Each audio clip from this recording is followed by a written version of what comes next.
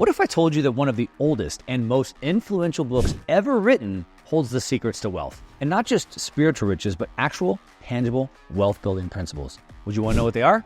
Now, I've read hundreds of books on personal development, on business, on finance, on investing, and I've found that almost every principle taught came from a single book.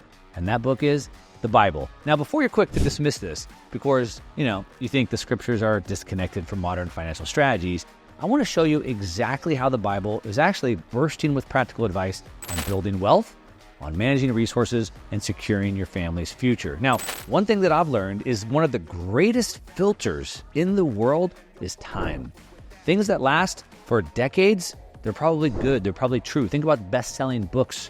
But when they last for hundreds of years, what about when they last for thousands of years? There's got to be something to them. So today, I'm going to break down 12 of the most powerful and timeless wealth-building strategies that have been taught over and over for thousands of years, and they come straight from the Bible. You're going to learn how these timeless truths can help you manage your finances wisely, how you can grow your investments, and even set a foundation for generations to come. Now, if you're new to the channel, my name is Mark Moss. I've been teaching investing principles. I've been coaching thousands of investors now for about 9 years. I'm a partner at a leading tech VC hedge fund, and I've also learned a lot of these principles directly from the Bible that I've learned most of my life and have applied.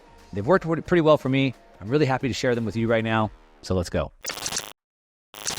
All right, let's just jump right in. And I just want to say real quick, I learned something early on in my career, and that is that principles are few, but methods are many. What this means is that there's only a few core principles in life for success.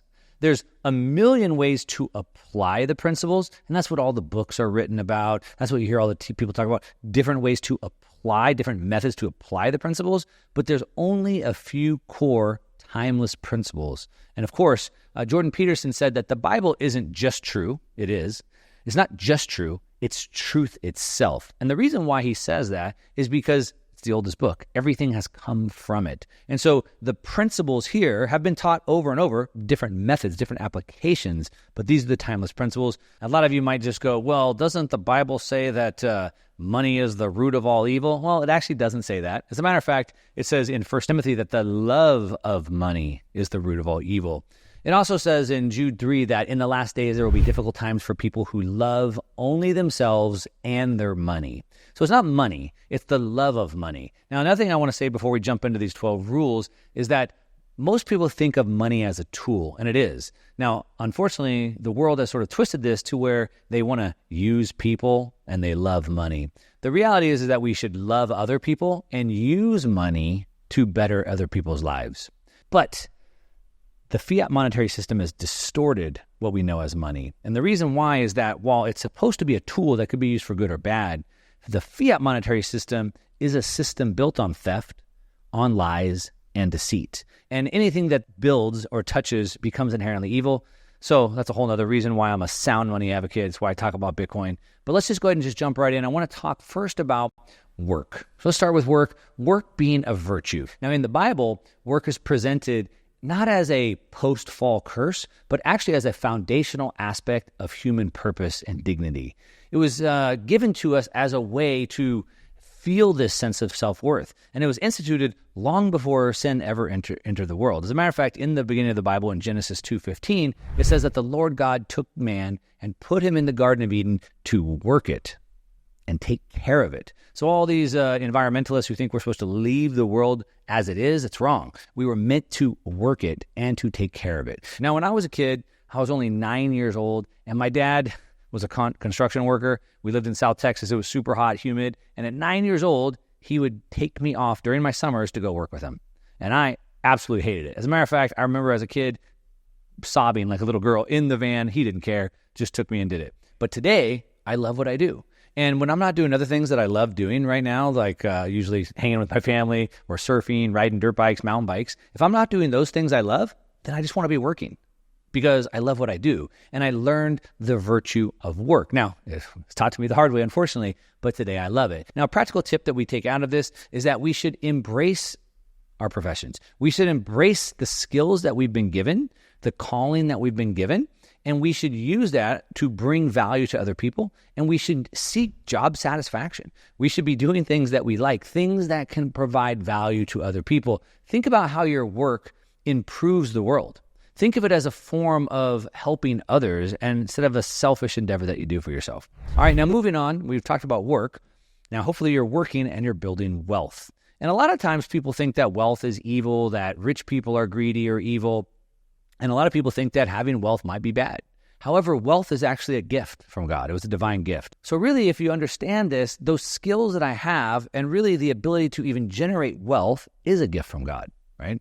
It's meant to confirm his covenant and it's meant to be a blessing for us. Now, in the Bible in Deuteronomy 8:18, it says, "But remember the Lord your God, for it is he who gives you the ability to produce wealth and so confirms his covenant, which he swore to your ancestors as it is today." Now, when I first started working, and when I started my first business, and I started at this point making a lot of money at this point in my time, I also spent a lot of money.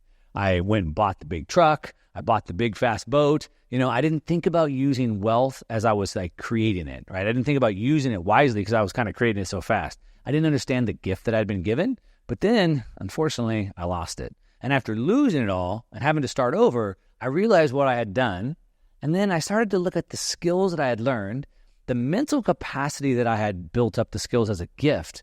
And I thought, these were given to me for a purpose. They're not to be squandered, but they're to be shared. And as soon as I started to reframe the way I looked at it, my wealth started exploding again. So some ways that you can apply this in your own life, if you want to have success and wealth, is to recognize that your abilities, your skills, your mental capacity is actually given to you as a gift. And we should be responsible to steward that, to take care of it, to cultivate it, to build on that. We want to be able to use our resources wisely and responsibly. And again, not selfishly for ourselves, but also to serve and to help other people. So we're making money, we're working hard, we realize our skills are a gift. And now with those skills, we want to strive for excellence. This is number 3. Now, when I'm coaching other entrepreneurs, usually the first thing that we look at is how much they're charging their customers. Now, typically what I find is almost everybody gets this wrong. They're charging their customers, and what they do is they go, well, my competition is at this price, so I guess I'll be at the same price, or I'll be a little bit cheaper than they are. But the problem with that is that everybody's competing at the bottom. For me, I say, why not be excellent? Why not be a premium brand? Why not be better than others? And so in my life and in my business, I strive for excellence all the time. I want to compete at the top. Why would you compete for average? And so we've been given the gifts, we've been given the skills, and it's up to us to cultivate those to become the best that we can be in every way that we can. And the Bible encourages us. It encourages excellence in work. It suggests that having skills, highly developed skills, can elevate your standing. It can elevate the amount of opportunities that you have, which is why I say chasing wealth is futile. Wealth, money, is a byproduct of having skills and of having relationships. In the Bible, Proverbs 22:29 says, "Do you see someone skilled in their work? They will serve before kings. They will not serve before obscure men." So what that means is if you have skills and they're good skills and you're skilled in what you do and how you apply them, then you're going to be recognized. That's what it says. So a practical tip is to just always seek to improve on your own profession. Take the courses, get the mentors, watch the YouTube videos, listen to the podcast. In my business, I encourage everyone that works for me to continue to watch YouTube video or podcast for their specific role and find new ideas that they can continue to apply.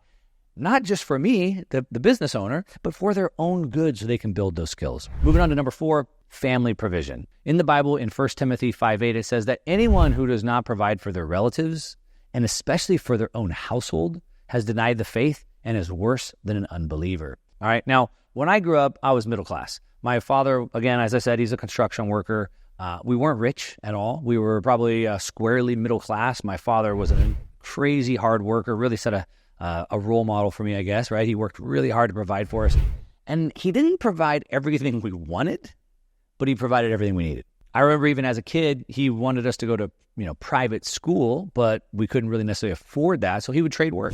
He would trade work in order to get us to those private schools, to get us into the better neighborhoods. And of course, that paid dividends into my life. I wasn't born with a silver spoon, but I was given a nice environment to grow up in, which is big. Again, like I said, I wasn't given everything, but I saw the effort. and I had my needs taken care of. So providing for one's family is fundamental. It's a fundamental responsibility that really reflects our own faith and our own integrity.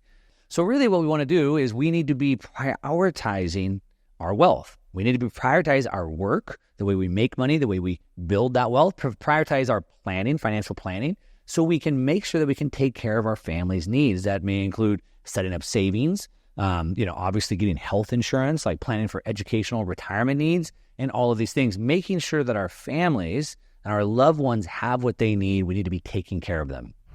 All right, moving on to number 5, and we'll talk about budgeting and financial discipline. In the Bible, in Proverbs 21:20, it says, "Precious treasure and oil are in a wise man's dwelling, but a foolish man devours it." You see, a wise man stores up those things that he needs, but a foolish man doesn't. A foolish man doesn't think about it, that they just consume.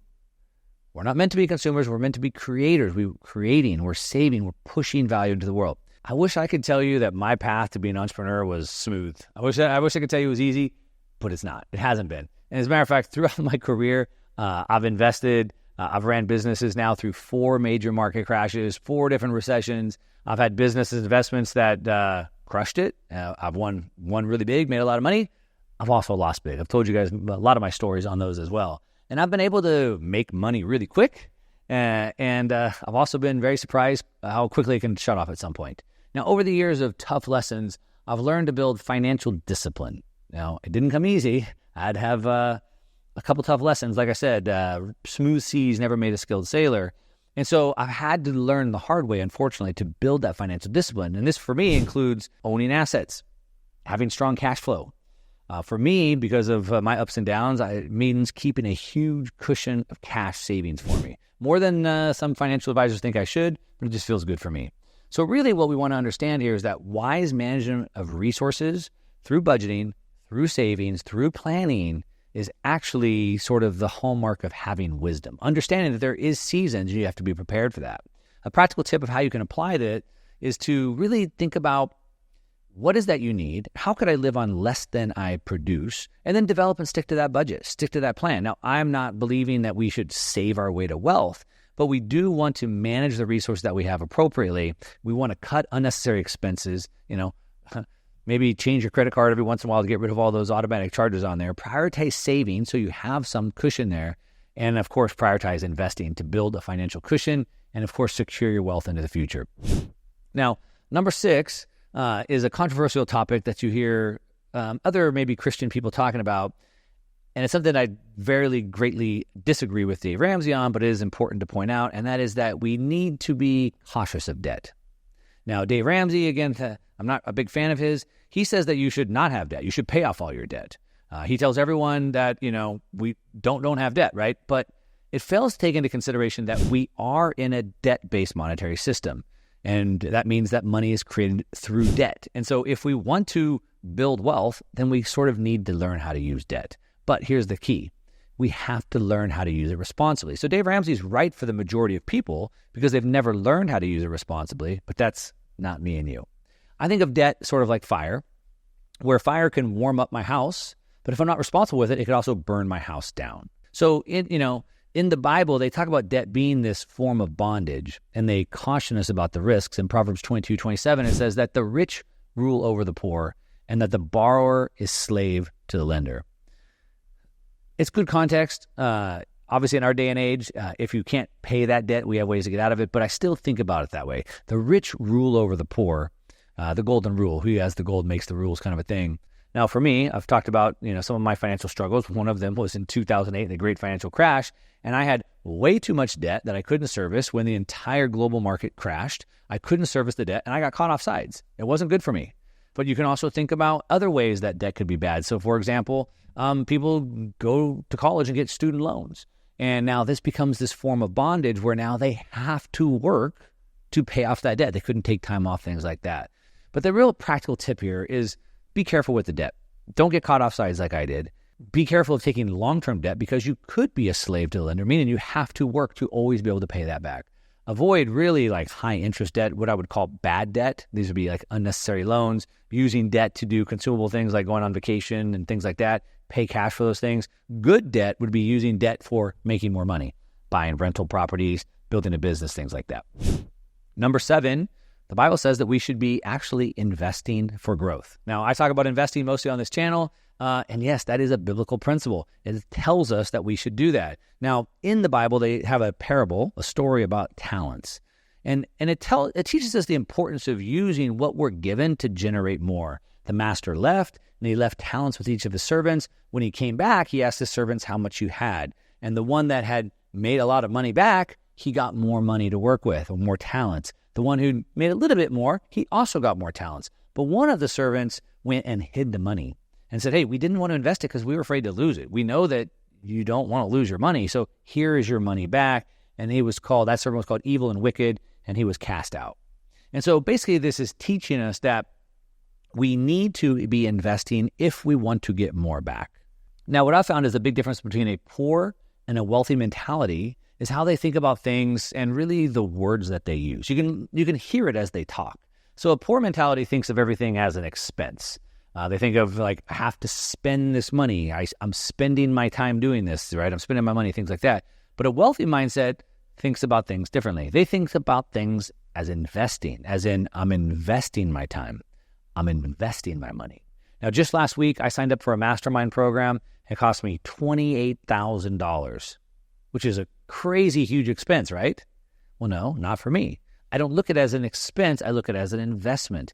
I expect that inside this program, I'm going to learn some things. I'm going to meet some people, some connections where I'll be able to make a return of maybe 30, 50, even 100 times what I paid. And the time that I spend in that mastermind specifically is to get more time back. So for me, it's not an expense. Both the time and the money I put into it, I expect to get back tenfold. Now, a practical tip of this would be to think of how we can invest wisely in courses, in programs, sort of like the mastermind I've jumped into. Assets, like investing into real estate that can provide cash flow, tax incentives for me, invested into Bitcoin that could grow, other businesses, things like that. Now, of course, always assess risk and always look for these growth opportunities, but you need to be multiplying your assets. Yes, in a debt-based monetary system, we have to, but it's also a biblical principle. All right, moving on to number 8. This is having an active investment strategy. Now, in the Bible, Proverbs 14:15, it says that the simple believe anything, but the prudent give thought to their steps. All right. And so this makes me think about people today that are in this YOLO, you only live once, gamble culture, where they're on Twitter, on YouTube, and they're messaging me on DMs on Instagram saying, what asset should I buy? What's the hot crypto stock to buy, or whatever it is? And they don't even think. They're just asking to be given something, and they're going to rush out and buy the NFT or the dog coin or whatever it is, and they're going to lose all their money. They're not giving prudent thought to their steps. Now, one of the biggest myths that I see in the world of investing today is people are seeking this holy grail, they call it, or I call it, the holy grail of passive income, okay? But I call this a myth because, first of all, there's no such thing as truly passive. Instead, all income is derived from time, okay? Now, some takes more time, some takes less time. It's sort of a spectrum. And of course, the more time I put into something, the more income I make. So in my business, I put a lot of time in, I make more income. If I wanted to buy U.S. Treasuries, I make 4 to 5%. I do very little time. There was still time to buy it and manage it, things like that. And then there's everything in between. But we need to, as the Bible calls for us, to be actively managing it. That's where our wealth is because, again, we should be developing skills. We should be stewarding those skills. We should be applying those skills. We should be looking at work as a virtue, and those investments should be a process of that. So the practical tip is do your research. Do your research before investing. Understand the industries that you invest into. What are you doing giving your money to a financial advisor that's putting you into a mutual fund that owns some biotech stocks? Do you know anything about that? No, you don't. Do you know anything about that crypto tip that you got on Twitter? No, you don't. You don't know anything about that. So understand a few core industries, invest into those, and then stay informed about your investments performance. You need to be active. All right, moving on, number 9. Generational wealth. This is something I talk about a lot lately. It's where I'm at this stage of my life right now. I'm thinking about that.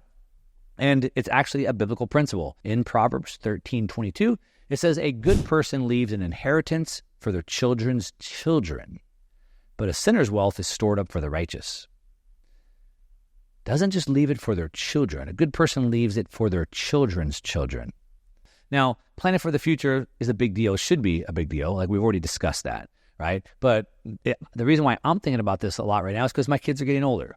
And I've been thinking about this generational wealth. We've been, as a matter of fact, just last night, I was working on our family trusts. Our trust is how we hold our assets, and those trust vehicles make it easy for us to pass those assets down to our kids without having to go through probate and all those taxes and things like that.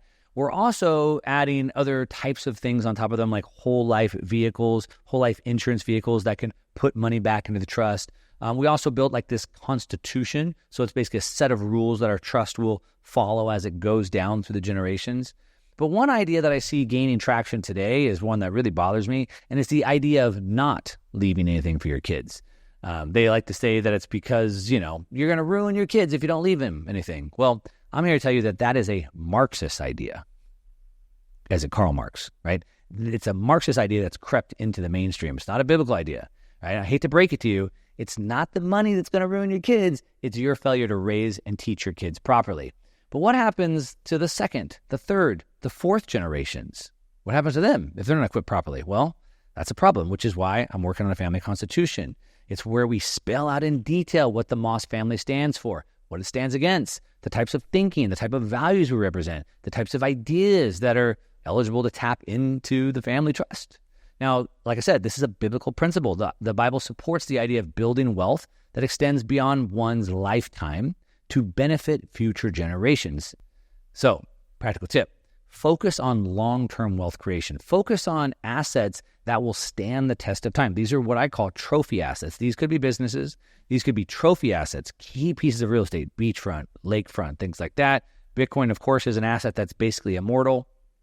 Use legal structures, life insurance policies, whole life policies, trusts, and engage in these estate planning things to secure your family's future. It's a biblical principle. You should be doing it. All right, we're almost done here. Number 10, an inheritance. We've talked about planning for your family's future, but now an inheritance of tangible assets. Proverbs 19:14 says that house and wealth, two tangible things, house and wealth are inherited from fathers, but a prudent wife is from the Lord. That's another tip. Have a good wife. Good luck choosing one. Luckily, I got lucky with that. Now, like I said, this kind of builds on the previous point of planning for our future generations, but let's make this a little bit more tactical and practical. What types of assets should we be passing down? Well, the Bible says real assets. And these are assets that could last for generations. So I believe that our debt-based monetary system has messed up the world in many number of ways, one of which is that it's trained us to steal value from the future, right? Every time we load debt, we're stealing value from the future because we have to pay that later, right? And that's messed things up. I believe that we should be building our lives, and the things that I build along the way, the houses, the property, the assets, the businesses, that is proof of my work that I've done on this world. And those assets sort of are maybe the scorecard. Now, we've talked about what to do with the money and how we help other people, but those assets should be things that I can pass down into future generations. And again, as I already kind of mentioned, I think of them as things that are like trophy assets, trophy properties that are scarce that I can pass down. Bitcoin's a perfect example of this again. Now, true biblical inheritance involves passing these assets down to empower the next generation. So what the Marxist idea is to leave nothing because it ruins them, but the Bible tells us to empower them by passing it down. Really, for a practical tip is we want to aim to acquire and maintain these tangible assets like property, right? The goal is to earn fiat currency and convert that, we'll live on less than we've earned, and then convert that into assets, into property, and not to sell the property. When people ask me, what price are you going to sell your Bitcoin, Mark? I'm like, you don't understand what we're doing. The goal is not to sell assets for fiat. We turn assets, or fiat, into assets, and we pass those down to our children. All right, moving on. Number 11. This is a big one for me. Generosity should be the goal. Now, this is a real personal story. I can remember this story pretty vividly. It was many years ago. It was like when I was recovering from the 2008 crash. At the time, I was kind of struggling to get kind of going again, struggling to provide. At the time, I had a really young family, and I remember at the time I was driving a truck, and I've always driven trucks, and my truck needed really needed new tires pretty bad, like really bad, and I couldn't really afford them. And at the same time, I was kind of doing like these different little odd jobs and making a little bits of money here and there. And I came into a little bit of money, and I knew that I needed to be giving 10% of that money to my church at the time, which was about $900. But the problem is that I really needed new tires. Like they were dangerous, like the metal showing. But I did the right thing. I went ahead, I gave the $900 to the church. And it was literally just a couple of days later, my buddy called me up and he's like, hey, I got a deal. I got this set of tires. I don't need them. Do you want them? And you can have them for free. Now, these tires were valued at about the same amount of money that I had just given away. Now, as you might imagine, I do more of what works, and so I've never stopped giving. I've continued to grow my success. My prosperity has grown every year since. And so really we can see that generosity is seen as the ultimate purpose of wealth, not to store it for ourselves, but to give it to improve other people. You hear me say it all the time. The reason why I focus on wealth is two reasons. One, to give my family more options, and two, to help more people. So when people ask us, how much is enough? How much is enough what? Enough people I can help? Now in the Bible in Malachi 3:10, there's actually a challenge given here. And it says, bring the whole tithe into the storehouse, that there may be food in my house. Test me in this, says the Lord, and see if I will not throw open the floodgates of heaven and pour out so much blessing, there will not be room enough to store it. So this is I think the only place in the Bible actually says to test him. So regularly give. Rick Warren says that the best way to break the grip of materialism is to give. Have your kids give, right? Break that grip of materialism. Give to charity, support community projects, help those in need. View generosity as or not as a loss, but again, as an investment into the well-being of others. And as God said, test them, it'll be given back to us. All right, finally, number 12, we're talking about economics and personal responsibility. Now, back in 2006, I'd been pretty focused just on making money. At this time, I had multiple business successes. I had 2 different big businesses that I had exits from. I had tens of millions of dollars in real estate, but I didn't know anything about the economy. I didn't know anything about macroeconomics, the Fed, inflation. I wasn't paying attention to any of that. At that point, I had just kind of started getting interested in these topics. I was reading this book. I'm not even sure where I got it from, but I got this book from Harry Dent Jr. titled The Great Bubble Boom Ahead. And for the first time, I could see what was about to come in 2008. Now, after reading that, I quickly started making moves to start divesting from whatever I could. But unfortunately for me, I couldn't move fast enough. And, again, as I've already sort of mentioned, I've told my story before, I got caught up in this whole 2008 great financial crash. It was devastating for me. And it was because I had focused on business, but I didn't understand anything about the economy or anything about macroeconomics. Now, I vowed to never let that happen again. And so that's why today I study business and I study macro. You see, I were responsible, right? We have to understand the seasons. We have to be prepared to make as much as we can in the good times, save, we talked about that, so we can be prepared to weather the storms and the times of drought that inevitably come. Now, in the Bible, there's a story of Joseph.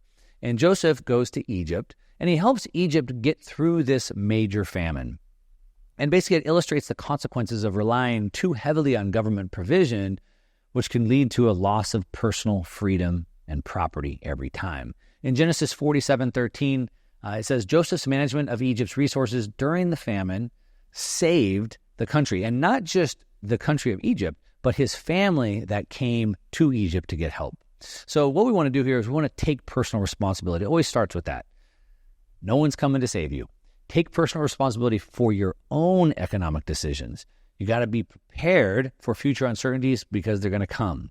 And you do that by saving, and again, not relying solely on any external aids like government support. All right, so that's the 12 timeless principles, thousands of years old, that have many methods of applying them, but those are the timeless principles. Now, I hope this video spoke to you. I hope you understand that money is a tool, right? We need to build, we need to plan, we need to build wealth, we need to pass it down to our future generations, and most importantly, the world needs you to be wealthy. The world needs you to be wealthy and successful because we need to, you and I, we need to be leading the world by example, all right? If we fail to do that, if we fail to take personal responsibility, we're going to become dependent on the tyrants who are always going to be happy to tell us what to do. Our rights and responsibilities, they go hand in hand. You can't have one without the other. So if you got any value from this video, if you're motivated to build the world that you want rather than letting others build it for you, I run a community. I run a community called the Market Disruptors Advisors. There's hundreds of people in there learning how to multiply and protect their wealth through investing in business. We've got tons of training materials, coaching. You get access to my team of advisors so you can grow your wealth fast. And if you'd like, I'm inviting you to give it a try, right? There's going to be a link in the description down below. It's called Market Disruptors Advisors Community, and I hope to see you in there. But if you want to know more about specific assets to invest into, then you might want to watch this video about the investing black hole right here. And last thing I'll say is that this video is different than anything I've ever done before. So give me your feedback. Ask some questions in the comments down below. Thumbs up if you like it. Thumbs down if you don't. That's okay. Either way, subscribe if you're not already subscribed. And that's what I got. All right. To your success. I'm out.